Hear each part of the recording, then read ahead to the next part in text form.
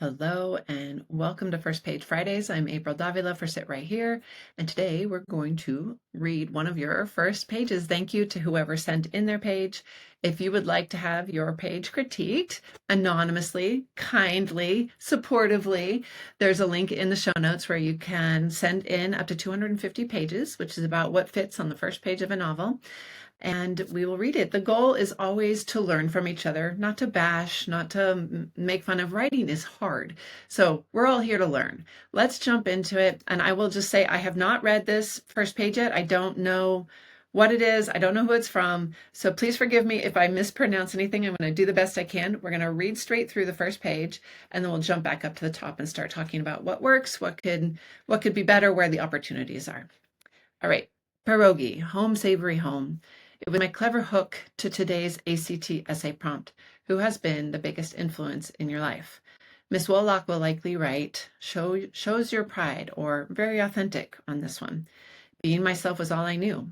Inside my cozy little South Side palace, I was the chatty Zarina who told Mom and the aunties everything over borscht soup and rye bread dinners. And I mean everything. My pen kept singing along with the rest of my English class chorus. Pierogi isn't just a heavenly Polish dumpling, it's a lifestyle. It's a routine that never lets me down. I started kneading pierogi dough with my aunties when I was 4. We still knead, roll, cut, fill, fold, pinch, crimp, boil dozens every Friday night. The strict process is my all-star role model because it reminds me to follow rules, be patient, and rescue others, especially when their potato cheese sauerkraut filling leaks out. And what could be better than a food invented by... Dang it, Woloch had totally distracted me when she announced, "Let's read first paragraphs," and the usual hands were already in the air. I was about to write another reason why pierogi had influenced me. The inventor was an awesome missionary who made them to feed a town of starving people. I tapped my high tops and tried to tune in to the first gal reading a description of her dead grandma. It went on forever, total yawner. Okay. All right, so we know, what do we know about this character? We know that they're practicing for the ACT, so they are probably a junior, maybe sophomore, maybe senior, depending on the kid, in high school, which makes them, 17-ish. I will say, okay, so pierogi, home savory home. This is kind of a rough first line because I don't have any context, and pierogi is not a home. I mean, I guess the smell of pierogies could trigger the memory of home. But this for me, this isn't quite landing as an opening line. It also, this next line doesn't really clarify much for me. It says, "It was my clever hook to today's." So the it here would be home. Which I don't feel like that's the intention of this author. I think maybe pierogi is meant to be the it, but then that doesn't really make sense. Pierogi was my clever hook to today's, this should definitely be for today's ACT essay prompt. Who has been the biggest influence in your life? Now, right off the bat, I'm thinking pierogi or home, whichever we're referring to here, is not a who. And that may be the point, because down here, when they get to the essay of the dead grandma, like this person clearly like followed the instructions, right? They're writing about a who. So perhaps this is the author telling us that our character here is a little rebellious. We definitely get the sense that they're Polish. They have some Polish background, because talking about the auntie, like making of Polish dumplings, the pierogi, from a young age. So we get that much about them. I will say it reads a little bit like someone my age trying to write a teenager. I think it needs, I think the reason why, let me back up what I'm saying here. First of all, exclamation point here. Exclamation points should almost never be in your prose. If it is an exclamation, that energy needs to be in the sentence. Exclamation points should be saved for dialogue. I almost, I try not to say anything in fiction writing is a hard and fast rule, but that one is almost always true. I'd be hard pressed to come up with an example where an exclamation point should be outside of dialogue. So think about this, like if and I'm assuming present day. ACT is a very present day thing. Um, Kids these days, I have an 18-year-old, so from a parent's perspective, at least, they speak with slang. They speak with so if what we're going for is voice here, consider that right now in the current slang of the world, like teenagers tend to shorten things. They tend to be snarky. But so I get this like total yawner. Sounds like something I would have said when I was 17, but I don't know that like a 2025 teenager would say total yawner. Maybe they would. Um, and it could be that this is well, I'm going to assume this is not like the finished draft. Whenever you're writing a teenager, you should definitely like find yourself a teenager to do a final pass on those little dialogue things. Consider them authenticity readers or sensitivity readers. If you really want the voice and you're writing in first person, so it's important that this voice actually come through as a teenager. Ideally, a Polish teenager, if you have access to one. The other component of this would be, is this a newly immigrated Polish teenager? They are taking a high level English class. They're practicing for the ACT. So I'd be curious, is English the first language? Again, these are not things you have to answer on the first page, but they're things that would influence what lands on the first page. So if you haven't answered those questions for yourself yet, maybe think about them. Okay, so it was my clever hook today for who has been the biggest influence in your life. Miss Wolak will likely write, shows your pride, or very authentic on this one. Excuse me. So again, I'm having trouble kind of getting to the scene. Like, presumably you're sitting in a classroom, or this character's sitting in a classroom. But we haven't gotten any of the setting. I think that would probably be my biggest note for this, is put us in the classroom. Like maybe start with, and I apologize, I'm just going to hack into it. It's your story. Of course, you get final say on all this, but if it were mine, I would probably start with this. Who has been the biggest influence in your life? Miss Wolak's going to love my answer. So, and again, I'm trying to get kind of like a voice, right? Instead of she will. If you're in first person, you want it to sound like a voice. So Miss Wolak's gonna love my answer. She'll likely write, shows your pride, or very authentic on this one. Even before that, I would love to get some, like I start scribbling away with my ballpoint pen in my blue essay book, or the other students around me stop and chew the tips of their pens thinking, but I know exactly what I'm going to write. So little things like mentioning the other students. If you're picturing a specific classroom, look for opportunities to put us in that classroom.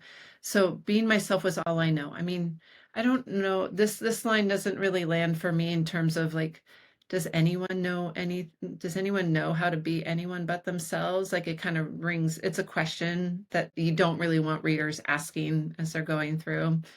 And then you jumping us to inside my cozy little Southside palace. I was the chatty Zarina who told mom and the aunties everything over borscht soup and rye bread dinners. And I mean everything. I feel like it's too soon for this. Well, first of all, I would probably cut this. And then this is a detail that I would love to see. Like after class is done and this character goes home, I'm assuming this is a she, but I don't know. That's another opportunity there. I guess because Miss Wolak, so I'm thinking female.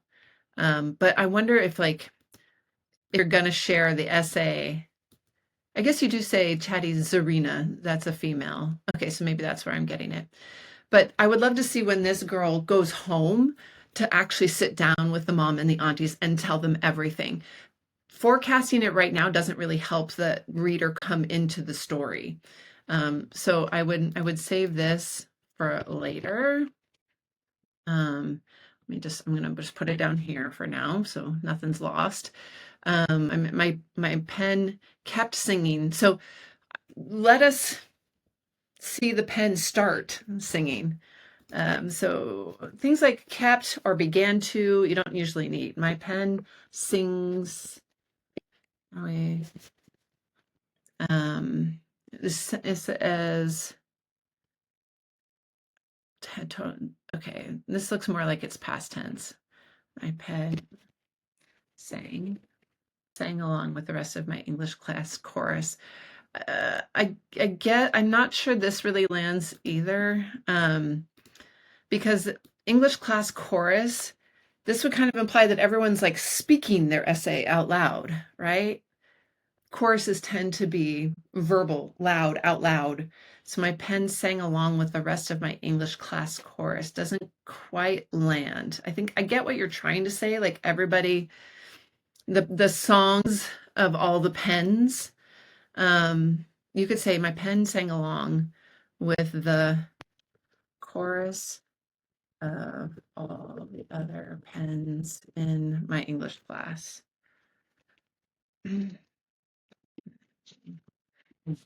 Class. And then I would say opportunity here to give us some details. My even like ballpoint pen is different than fountain pen, right? So maybe a detail there. Sang along with the chorus of all the other pens in my English class. Um, the sound echoing off the hard linoleum. How do you spell linoleum? Floors. Um, Yeah, so opportunity to get some detail, like start to bring us into what is this scene? We have someone writing. Um, I think there's I mean, it's very it's got a flourish to it, right? The pen sang along with the chorus of all the other pens of my classmates. Of my classmates. And I don't know that you need to say it's English. You're practicing it's an essay. You're writing an essay. The sounds echoing off the hard linoleum floor. And that's not great, but like it's an opportunity, just trying to get some detail of the room in there. And then pierogi isn't just a heavenly Polish dumpling, it's a lifestyle. So this would be, since we're in the essay here, this would be the kind of place where an exclamation point would work. And then the strict process is my all-star role model. Again, I think we're getting that this is kind of a rebellious character because they have chosen a pierogi as their who. And it's fine. It works when it unfolds here. It's a little distracting when it's like the first thing that we learn because it's, we don't know anything about this character yet. So to start with something that doesn't kind of line up as a who is just a little distracting. But down here, I like it. I like that it speaks to the rebellious nature of this character. The strict process is my all-star role model because it reminds me to follow the rules. And I can picture this, presumably we've decided she's a woman, young woman, girl, a bit of a like Polish Hermione, maybe, very proud of their work. Dang it, Willock I would take out the hat. I don't know. Totally distracted me when she announced, let's read first paragraphs. And the usual hands were already in the air. Who are the usual hands? Assuming this is a story that takes place in like the school is part of this story, start to introduce us to those characters. Or maybe like the usual hands went up and this character's like, oh no, it's gotta be me or something. And then, because what I'm trying to look for is a way to get this character's name at the top in the first page, tells, something a little more concrete about them. So if they did raise their hand, you could have Miss Wolak call on her. I don't know. It might have to wait a little bit, but consider what opportunities you might have to tell us a little bit more about this character. You're devoting a good chunk of your first page. How many words is this? Let's look. Word count. 81. You only get about 250 words on your first page, and you're giving 81 of them to the essay, which is fine. We are learning about this character, but keep in mind that it does eat into any space you have to like actually build this world and tell us about the character herself. Okay, let's read first paragraphs, and the usual hands were already in the air. I was about to write another reason why pierogi had influenced me. The inventor was an awesome missionary who made them to feed a town of starving people.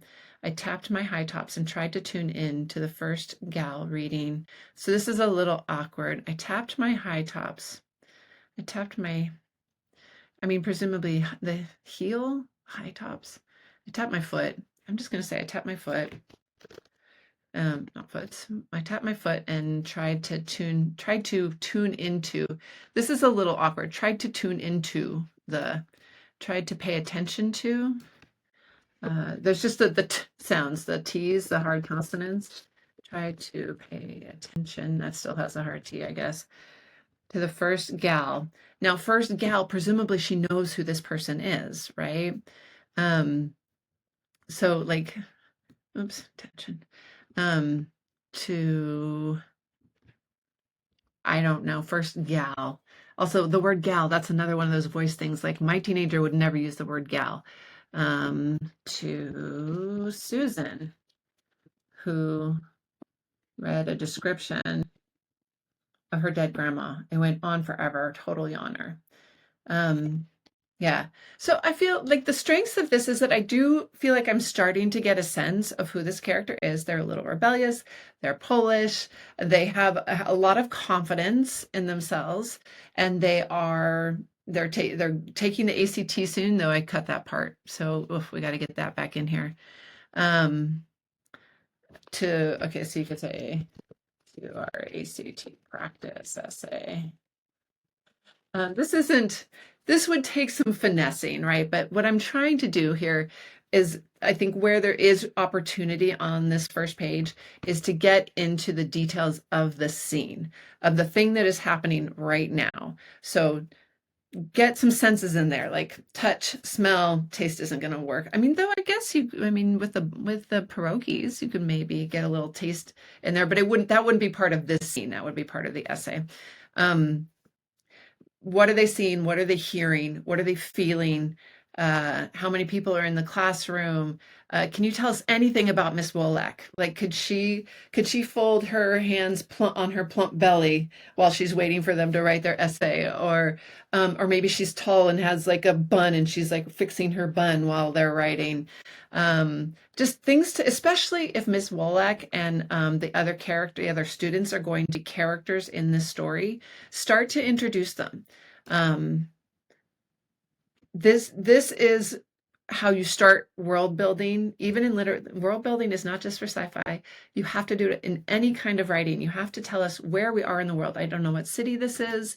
I don't know what year this is. And again, you don't have to just lay it all out, but start to drop some hints. Like if Miss Wolak says, all right, everyone, put your phones away, then we know it's a modern day story versus, I don't know. So this is like, instead of telling us the history of pierogies, like as much as this is a charming little detail, I wonder if it could be pushed down a little bit and you could use the space on the first page to tell us a little bit more about where we are in the world, who is in the story, what is the name of our main character. Would love to get the name of our narrator here. Just a few more of those concrete details would be really good to have. But in general, I'm liking it. I am curious. I love pierogies. So the food aspect of it is interesting to me. And then I would definitely turn the page to see where it's going. I would want to know within a couple of pages what this character wants, what they're after, and what's in their way. Like what is the challenge that they're facing in this story, so I can start to empathize with them and be with them on this journey that they're on throughout. I think that's all I have to say about this one. I hope this was helpful. Thank you so much for sending in your page. And if this isn't your page and you would like to send yours in, don't forget there's a link in the show notes below where you can send your page in, and maybe next time we'll talk about yours. Thanks so much. I'll see you soon.